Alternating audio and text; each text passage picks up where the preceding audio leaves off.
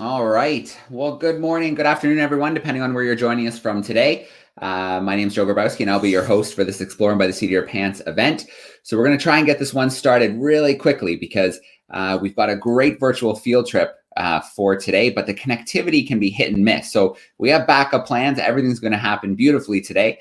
But while we have our speakers with us with some video action, we want to make sure we get them in. So as a brief introduction, the Seychelles Islands Foundation protects two incredible World Heritage areas in the Seychelles, the Valley de Mai and Aldabra Atoll.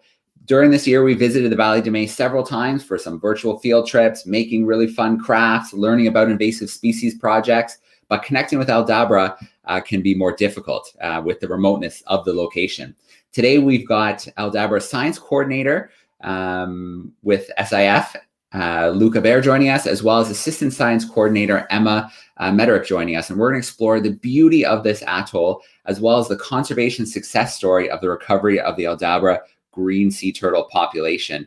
So let me see. Now we've got the spinning camera wheel of doom. We did have them for a moment right before I went live. Luke and Emma, can you hear me? Hello. Hi. All right. My name is Luke. This is Emma, and I'm the assistant coordinator here in Aldabra. I'm the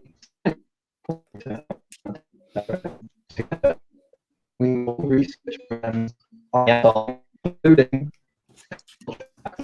in which you're about to watch a video which we prepared a few weeks ago.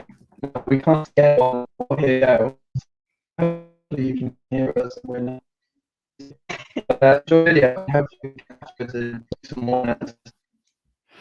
All right, so we got a little bit of that. That was Luke and Emma saying hi. Hopefully they can come back in so we can get them back on video. But like I said, they prepared a beautiful video highlighting the project, the atoll.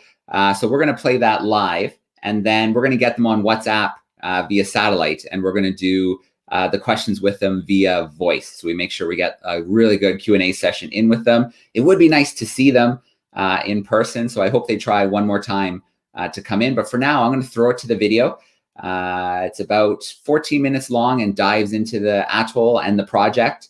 And so let's check that out. And then let's see how we have Luke and Emma with us after that.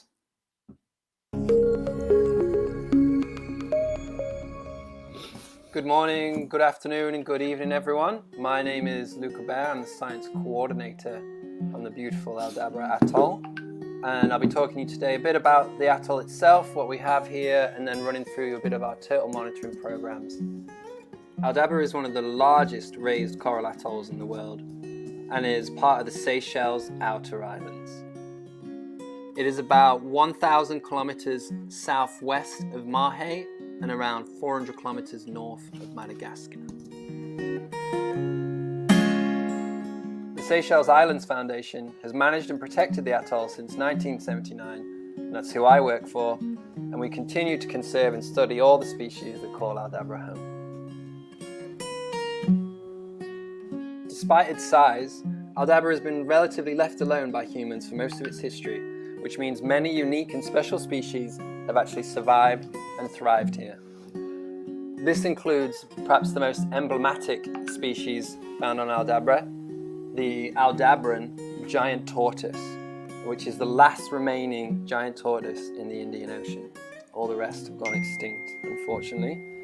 We have over 100,000 on the atoll, and it's the largest population of giant tortoises anywhere in the world. The atoll also supports a wide range of shorebirds and land birds.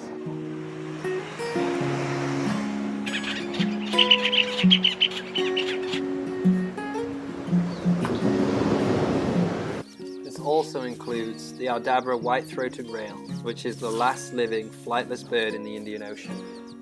Unfortunately, all the others went extinct, like the dodo. There's also a vast array of seabird species.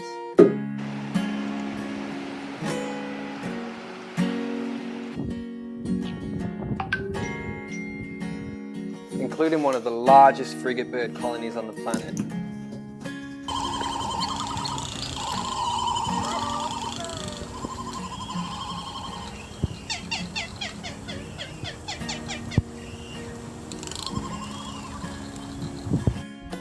wondrous species found on land are only outdone in beauty and abundance by those in the marine environment. The atoll contains a diverse variety of marine habitats, with a large extent of mangroves found all around the inside of the atoll. And then there are extensive seagrass beds supporting what we're here to talk about, a large turtle population. And then the atoll is fringed by rich coral reefs that support an abundance of fish. These in turn then support an array of top marine predators. And because the atoll has been protected for so long, it's a haven for long-lived fish species that are often in decline elsewhere on the planet. The lagoon is also one of the defining features of the atoll itself, being one of the largest in the world. One of the most endangered species that utilizes the lagoon is the dugong. It's the last remaining population in the Seychelles and probably one of the most secure areas for them to exist in the Western Indian Ocean. Last but not least, Aldabra is also home to one of the largest green turtle nesting populations in the Western Indian Ocean. It is actually the longest protected nesting area in the region, and it now has a thriving breeding population of around 3,000 to 6,000 females nesting annually. However, until the establishment of the research station in 1971, when the atoll became truly protected, turtles were being harvested in large numbers. It was actually reported in the early 1900s that 12,000 were taken in 1 year. I'm a bit skeptical about that, but generally, several hundred were harvested annually. It got to the point by the 1960s where it was extremely rare to see even one green turtle emerging onto Settlement Beach, as you can see from this old footage with no turtles.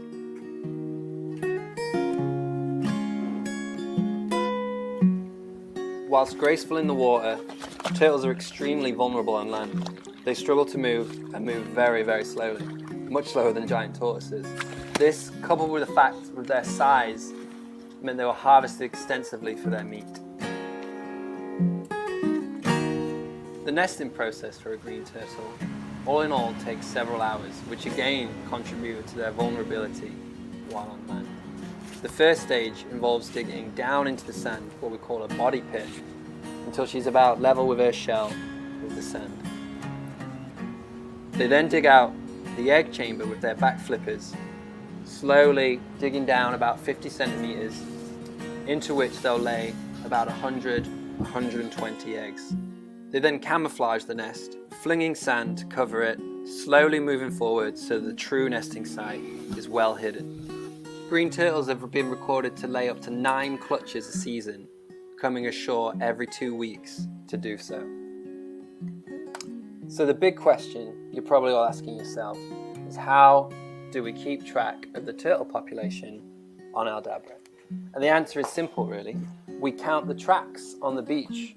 So each time the turtles come up at night, we can follow that track where they've come up, and by counting them, we can track the population change over time. You can see in this video here that I'm just drawing a line across the track, and that's so the person the next day knows that that track has already been counted. You might ask why we don't actually count the nests. Not every turtle that comes onto the beach actually makes a nest and lays eggs. Some come just to have a look around, scouting where they could lay, whilst others attempt to nest, but they don't quite find the right spot and head back to water. So you can see that to properly count the number of turtles coming on shore each night, using tracks is the best and frankly the simplest method. Every morning on Aldabra, a ranger walks the 2 kilometers of Settlement Beach, which you can see here in the video, counting all the turtle tracks left behind the night before as they go. The ranger also notes whether the turtle nested or attempted to nest, or whether it was just coming to look around for a potential nest site. We also take the GPS coordinates of where the up track of the turtle was, as we're interested in accessibility. Now here in this video, you can actually see a nest from above, and I'm just drawing the outline of the camouflaged area where the turtle flung the sand to hide the actual egg chamber. And And so here, where I draw the circle, that's where she probably actually laid. But she ended up some 3 or 4 meters in front of me, look where those shadows are. As I rather foolishly demonstrate, she camouflages and ends up in this body pit there. And then that is her nest complete. So we have to assess each turtle emergence, each track, to see if the turtle actually nested.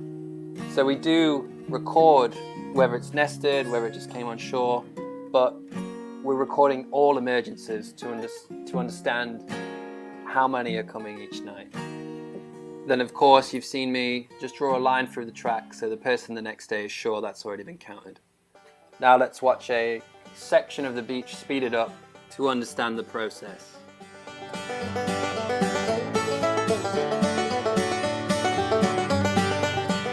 So you can see here that I'm sort of moving backwards and forwards a lot in one section, and that's when we get a lot of turtles emerging in one area. It's difficult to tell which track leads to which nest, etc. So just take some time to figure that out.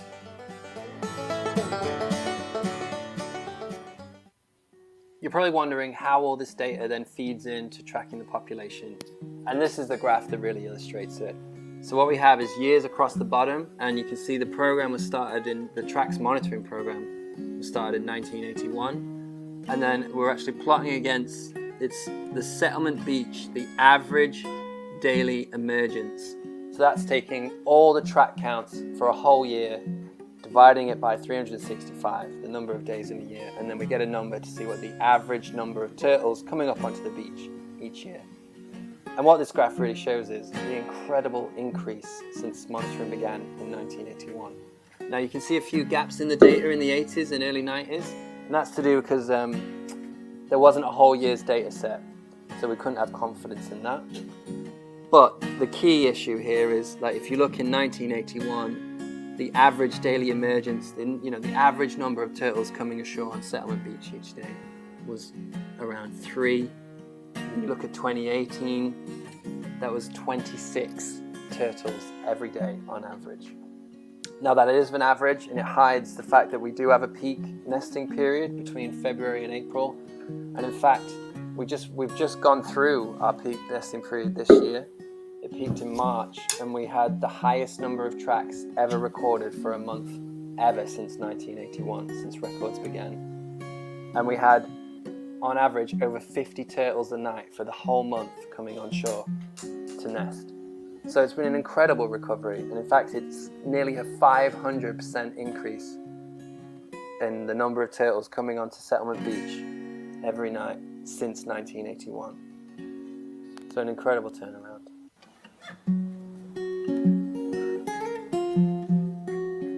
Now we monitor the tracks on Settlement Beach every day, but we also have about 22 smaller beaches just south of the research station running along the western coast of the atoll. So at least 4 times a month, 2 rangers go out in a little boat and cruise down this coast and count all the tracks from the boat. And they only record the very fresh tracks, the ones that were left the night before. So as you can see here, there was 4 tracks on the beach on that last beach, so that's actually where a turtle's gone up and come down, so that would be 2 turtles. It takes a little while to get used to it, but it's a wonderful trip when the sea's calm. We have recorded quite a large increase in the number of tracks on these western beaches, but nothing like Settlement Beach, where we walk every day. And that's inherently due to the fact that the main human settlement was right on that main turtle beach. So that got hammered the hardest, rather than these smaller beaches further south.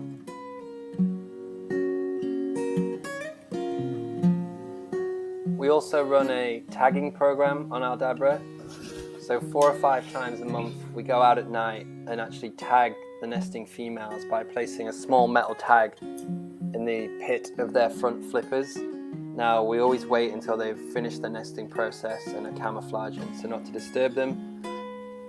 Each of these tags has a unique number, which then allows us to track individuals over time, and we take measurements of their shell or carapace so we can see how turtles develop as they age. Aldabra's turtle population is recovering extremely well from the pressure of harvesting in the 20th century. However, it now faces a new threat and one that SIF on its own can do nothing about: marine debris. Here you can see images from the south coast, where there is literally tons and tons of plastic washing ashore every year. We estimate about 60 tons. Most of this by weight is industrial fishing gear, so here we see a female turtle entangled in fishing line, binding round her flippers, and she's actually still alive. Even if we could remove the estimated 500 tons of plastic from the atoll, it is only treating a symptom of the problem and not the actual cause. We need to change our lifestyles and not depend so heavily on disposable plastics that are so easily thrown away. And the way we catch the majority of our fish has to change. We have to shift away from industrial scale fishing and return to small scale local fisheries to have a truly sustainable ocean environment.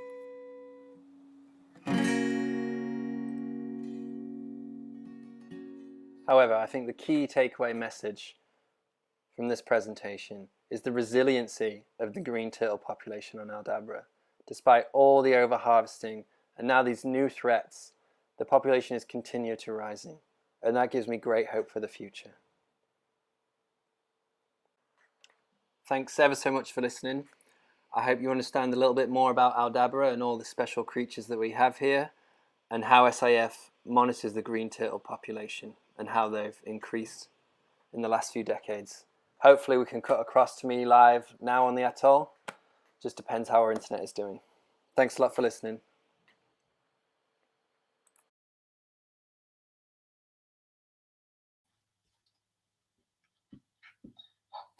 All right. Well, that was just a great video, a great project. And wow, I would love to work in an office like that. Aldabra Atoll looks just absolutely incredible, absolutely amazing. And I've got Luke and Emma back with us. They were joining us via satellite connection now. So Luke and Emma, how are we doing? Hi guys, it's Emma here. I'm doing fantastic. I hope you guys enjoyed the video. And I don't know if you heard my introduction, but I'm the Assistant Science Coordinator here on Aldabra. And I'm Luke. That was my awful English accent you heard over the video. And I'm the Science Coordinator. And we're doing very well, I think, aren't we? Yes, we are. Every day's a pleasure on Aldabra. It's the most amazing office in the world. Yeah, it looks absolutely incredible. You know, and we learned a lot about the sea turtles and the work that they're doing. So at this time of year right now, what is this a time of year where they're around? What's going on right now with the sea turtles? Well, right now, we just passed our peak month for turtle nesting, which was in March. And now it's declining quite rapidly because in March we're getting around 50 turtles nesting per night. But now today I just did tracks and only saw 7 turtles that nested, actually, all of them. But yeah, it's significantly decreased over a few months. All right. Well, I say we start meeting some of our classrooms. We've got a great group of classrooms joining us via camera spots. There's another great group of classrooms joining us via YouTube, and they're sending in some questions already. So I say we dive right into it with one that came in via the chat on YouTube. And this is from a grade 4 class. And they're curious about Aldabra in general. They're wondering if you can tell us a little bit about how it formed, how an atoll forms. Okay, that's a very good question. So we think that there was a volcanic eruption, I think around 20 million years ago. So Aldabra's got the lagoon in the middle, as you've seen from the video you just watched. So 20 million years ago, there would have been a volcanic cone in the middle. And then slowly over time, in the shallow water around the volcano, coral reefs would have built up. And then over the millions of years, the volcano's been eroded and sea level has risen and fallen. And when it rises, the coral reefs have time to build up and get higher. And then it drops and the coral reef can be exposed. And like over the millions of years, Aldabra has been underwater, or it's been, I think its highest point in the last glacial maximum, there was cliffs almost 100 meters high around it. And now our highest cliff is 5 meters. But it's completely formed of coral limestone over millions of years. And if you could see the rock, you can often see shells, bits of coral built into it. All right, very cool. I'm just gonna take a moment here and share my screen because you sent me a few images earlier in the week. So while we're connected and talking a little bit, I'm gonna have some of those images up on the screen for the students to see as well. So let's start meeting some of our live classrooms. I'm going to pop in and bring in our first one. Let's see, where should we go? All right, let's visit Miss Wong's group. There's some third graders joining us in Scarborough, Ontario. Let me pop Miss Wong in. Hey, Miss Wong, how are we doing? Good, how are you? Good, good. Great to have you joining us today. Thank you for having us, and thank you for that beautiful, beautiful video. It was just amazing to see those images. Our question is from Faizan. He's asking, why are turtles slow on land but fast in water? I think it's because they've evolved to be marine creatures. So they're actually very similar structurally to the giant land tortoises that we have. But if you can see from the video, they have big front flippers and really strong muscles. But they're not designed for land because it's just a thin flipper that doesn't really offer much vertical support. But in the water, those act like paddles, and they can swim so fast. It's actually really surprising how quickly they can swim. So they've just evolved to their environment. Exactly. And with Luke saying they go really fast, just a fun fact to throw out there. Like green turtles, especially, usually cruise at 3 kilometers per hour, but they can go as fast as 35 kilometers per hour. So that's a really cool fact that I'd like to share with you guys. All right, very cool. That is definitely turning on the boosters. That's pretty darn fast. Yeah, turbocharged, yeah. Very cool. Great question from our third graders. Let's see. Let's go to some sixth graders joining us virtually. Let's pop them in here. There we go. How are we doing, sixth graders? Sixth graders in Durham joining us. We are doing fantastic. Thank you for having us, Joe. First, I want to say thank you to you and Jesse for all the wonderful events you guys put on all year. Awesome job. Our question is, how do you get a job like that so that is your office? How do we get a job like that? Yeah. Oh, that's a very good question. I think probably the biggest factor is luck. But we've done a lot of training in education and, spent a lot of time studying to get here. But I think both of us just saw the job open. I mean, I was certainly keeping an eye open for something like this. And I don't know about you, Emma. Well, being from Seychelles, it was always a dream to come here. But like Luke said, it's sort of luck, but hard work at the same time. Yeah.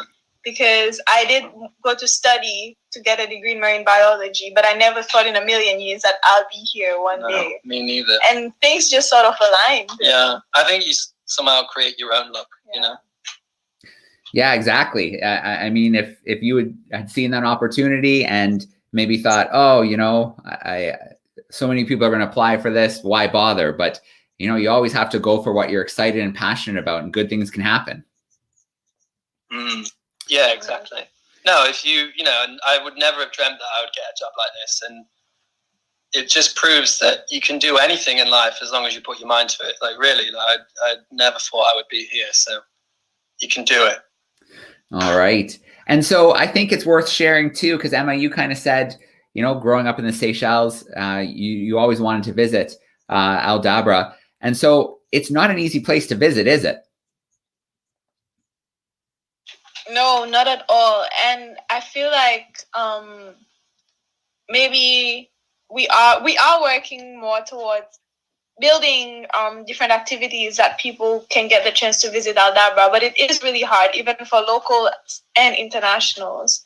But it is also a very pristine environment, so we have to keep it that way in order to keep it as pristine as we can.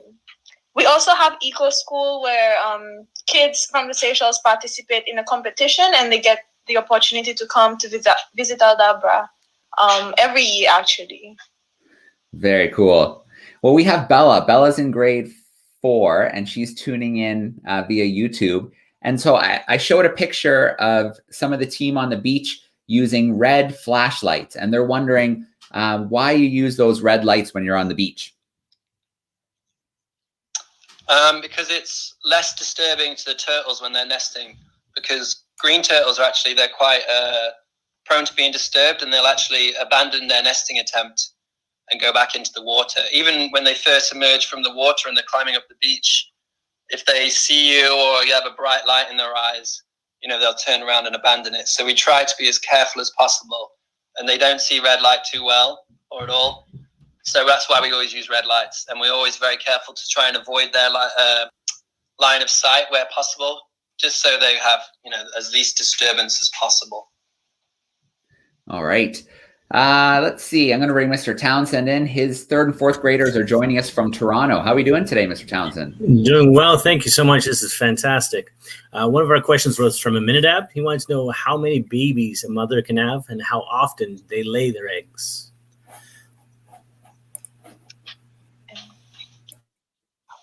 Okay, so how many babies? So in a clutch, a green turtle can lay up to 115 eggs. And I didn't quite catch you. How often do they do that? Oh, so in a season, they can come up 3 to 5 times in one season every 2 weeks. So they do produce a lot of eggs, and they do distribute it like on the sand in the beach for over a long period of time. Yeah, that seems like a lot of eggs, doesn't it? But you know, when you know that out of 100 eggs, maybe 1 or 2 might make it to maturity, you can see why they have to lay so many. Yeah, it's crazy. You know, and sometimes we'll see hatchlings emerge, and almost all of them get eaten, unfortunately. You know, there'll be like 5 or 6 sharks waiting in the shallows. There's some herons and egrets, crabs, rails. It's a feast for everyone else, but it's a tough life for a baby turtle. Very tough life. It's really sad. Yeah, absolutely. Okay, let's pop on another microphone here and grab another question. Let's go to Madame Gamma's class is joining us. Let me pop her into the call here. How are we doing today? Awesome. This is so beautiful. What an amazing thing. I had told my kids we're visiting Seychelles this morning. So this is pretty cool. We're in Markham, Ontario. So I have a question from my student Lily, and she was wondering, what do these turtles eat? Well, green turtles are mostly classified as herbivores, so they mostly feed on seagrass. But they do also feed on macroalgae. Maybe you guys know it as seaweed. Yeah, absolutely. And is it true that they get their name, because you look at the sea turtle, it definitely doesn't look green, but is it true that they get their name because their fat takes on a green color from their diet? Yep, that's absolutely true. A lot of people think they're called green turtles because of the color of their shells, but they're not really green, are they? It's just their fat that's colored green. That's why they're called green turtles. All right, very cool. Well, we have a grade 8 class that's tuning in with us, Mrs. Cole's class, and they're curious about plastic waste. So is that a problem that you see on the atoll, and any advice for keeping waste out of the water? Yeah, unfortunately, plastic waste is a massive problem now. You know, SIF and the construction of the research station in 1971 that really put an end to the harvesting of turtles, which was one of the main reasons Aldabra was settled in the first place, was to exploit its natural resources, especially the turtles. So it's protected from harvesting now, but yeah, marine debris is a massive problem. We estimate conservatively, so like, you know, the small amount we suggest is 60 tons a year is washing up on Aldabra, which is just a crazy amount of plastic. And we go to some of the beaches along the south coast, which are facing the prevailing wind most of the year, and it's incredibly depressing. There's thousands of flip-flops, hundreds of fishing buoys, plastic bottles. I mean, you name it, you find it. And I suppose my advice for plastic usage is just try and avoid it at all costs, because it's ultimately not a recyclable product. It's one of the biggest sort of cons, so to speak, of the last 50 years is that plastic is recyclable. It's really not. It loses quality every time it's recycled. Most of them aren't recyclable. So it's just, I would try and avoid it as all possible. But it's everywhere in life, so that's a very difficult thing to do. Yeah, and you guys have seen the best side of Aldabra, but it's really sad sometimes you go to the beach, even just Settlement Beach in front of our research station here, and you can just see the amount of waste that has been brought here by the current, etc., etc. Mm. And we're trying as much as possible to remove the plastic waste, but it is a lot. Mm. We've done the ACUP project, so the Aldabra Cleanup Project, and hopefully in the future we get more and more funding possibly to be able to run such projects to help clean up around Aldabra. Yeah, the Aldabra Cleanup Project was 2 years ago, and I think the team that did that managed to remove 25 tons of plastic in about 4 or 5 weeks. But that cost several $1 million to get that off the atoll. And that's the big problem, because we're so remote.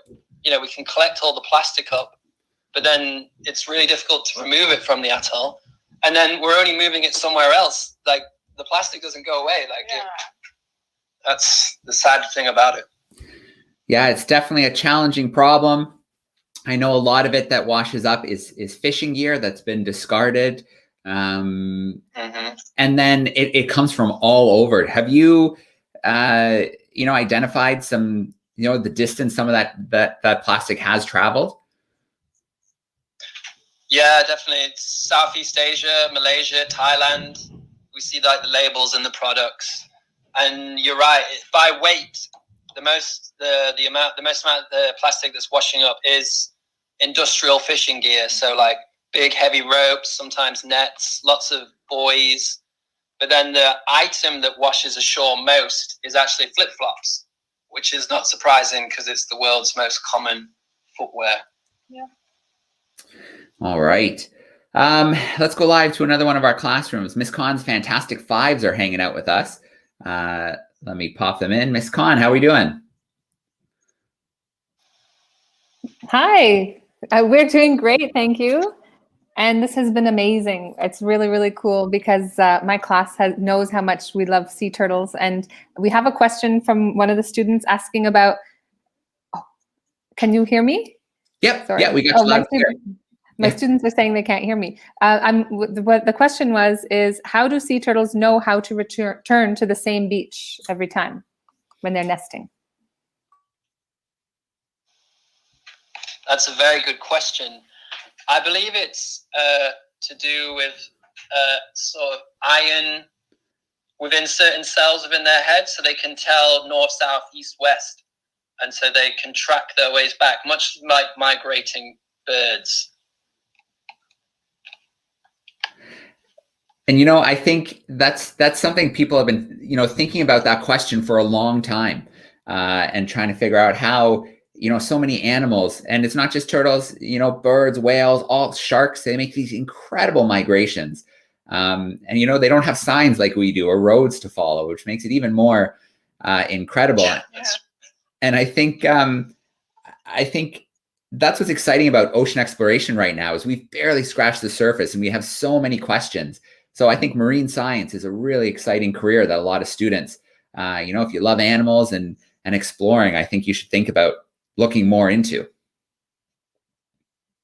No, absolutely. And Aldabra is actually quite unique in that a lot of the lagoon contains juvenile turtles from about 20 centimeters to 60 centimeters. And they're we think, from all across the region. They're coming to the Aldabra Lagoon to mature and grow, because we've caught a juvenile green turtle that was tagged in Kenya in 2015. That was caught in 2019. And then 2 hawksbill turtles that were tagged in the lagoon as juveniles. were then later found as healthy, full-grown adults on Silhouette and Deloche Island, which is they're about 800 to 1,000 kilometers northeast on the inner islands of the Seychelles. So it's not just the adults. So the migration patterns and the movements, we really don't know much, and there's a lot of interesting work going on that we're trying to find more out about. Yeah, and I think that makes it even more impressive. It's not like, you know, they leave the beach and then they hang out close by and grow up. They can thousands of kilometers travel away and then come back at the right time. It's just amazing. Yeah. Very cool. It really is. So another question that's come up a couple times in the YouTube chat is about the number of species of sea turtles. So you mentioned hawksbill. We obviously talked about the green sea turtle today. How many species are there? I think there's around 6 or 7. So Aldabra, we only have 2 species, and it's predominantly the green turtle. But we do have the hawksbill, which actually nests on the inside. Then also in the Indian Ocean, we have loggerhead turtles. And then there is the leatherback turtle as well. Which is the largest. It is the largest. Largest of the sea turtles. Ginormous. Yeah. Then there's olive ridley turtles, which are found across the tropics as well. So I think there's 6 or 7. I'm sorry, you caught me there. Because I only live with 2 species, I can't say exactly how many there are. Yeah, absolutely. And the leatherback is my favorite. They're up to over 1,000 pounds. That is a big turtle. Yeah, they're ginormous. Yeah, very cool. So take a little bit of time and research some of the species of turtles. I believe you're right. I believe it is 7 species in total. And the leatherback to me are just such a fascinating, massive turtle. I couldn't imagine swimming in the water and having a turtle bigger than you cruise by. That'd be pretty cool. Yeah, no, it'd be pretty intimidating, I think. Yeah. All right. I want to bring in Mrs. Debris' class who are joining us. How are we doing today? Good. We're wonderful. Thank you so much for having us. We've done a few of these this year, and this was the one that my class really, really wanted to participate in. So thank you so much. We have 2 questions, but one of the initiatives our Eco Club did this year was to write to the McDonald's CEO to ask him to stop using single-use plastics, specifically straws. But we did some research and provided them data and evidence of what was happening to our oceans. So we're really hoping to continue that initiative in the future, and hopefully McDonald's and other large companies will start taking it seriously. But we wanted to ask, how do the sea turtles get oxygen while they are in the eggs, or do they need air? And how long does it take them to hatch after they are laid? So for them to hatch, after they've laid, it usually takes about 2 months. And that's why you get all of the eggs usually hatch at the same time. And they do get the air through their shells like birds do. So it's a similar process. Yeah, so that, even though to us it looks like a solid shell, it is permeable and oxygen can move through that shell, which is pretty cool.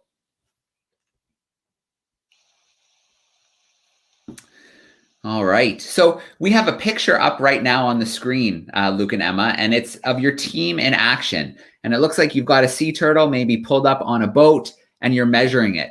Can you tell us about some of the work you do when you do capture a sea turtle? What kind of measurements and information are you collecting? So first of all, we do a really, really fun activity to catch the turtles, and that's called turtle rodeo. So what we do is we follow the turtles in the boat, and then we try to catch them. Usually, sometimes we walk out in the mangroves and we try and catch the juvenile turtles. So what we do, we tag the turtles, so we make sure they have the proper tags. We take their length, their width. So there's 2 types of measurements of length. So there's over the curved surface So where we use like a measuring tape and we just measure the whole shell of the turtle and the width as well.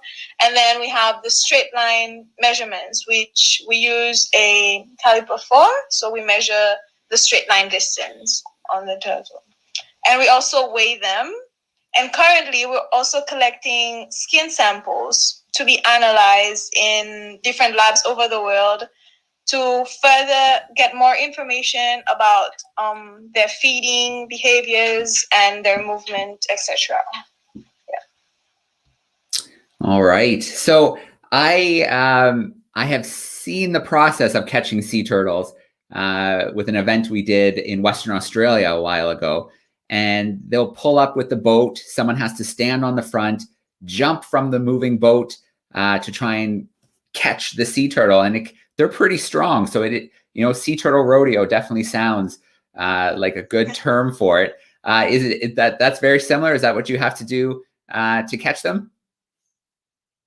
Yeah, that's exactly right, Joe.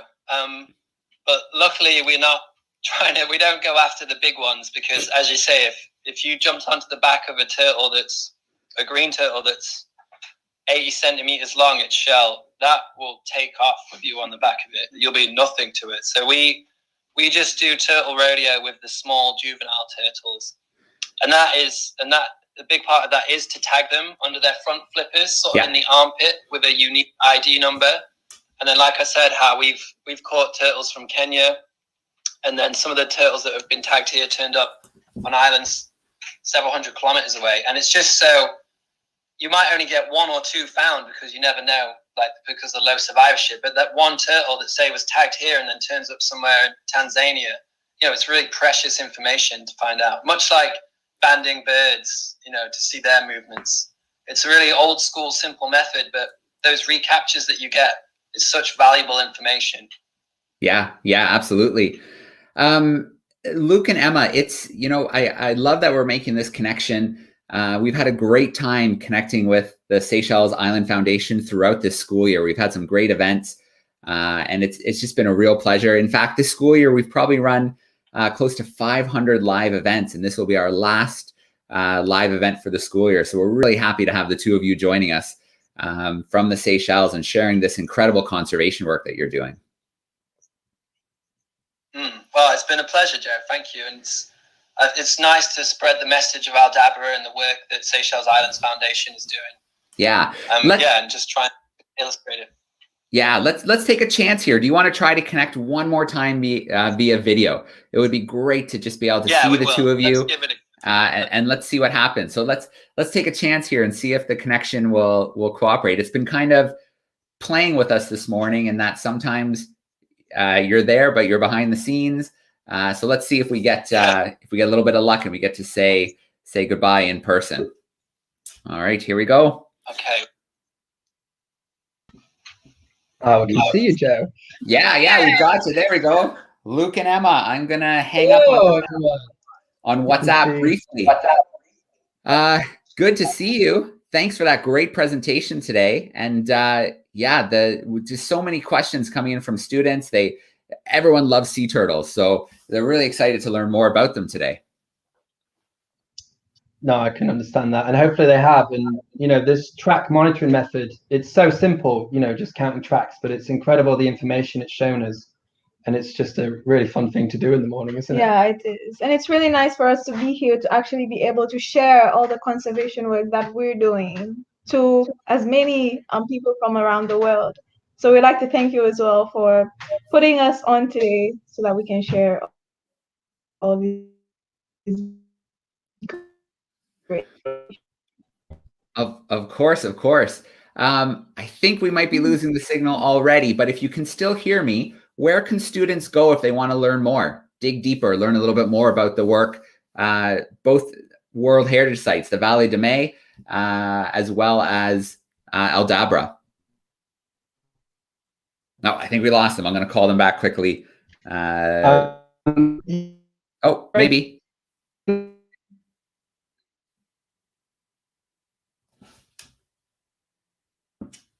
going to call them back quickly.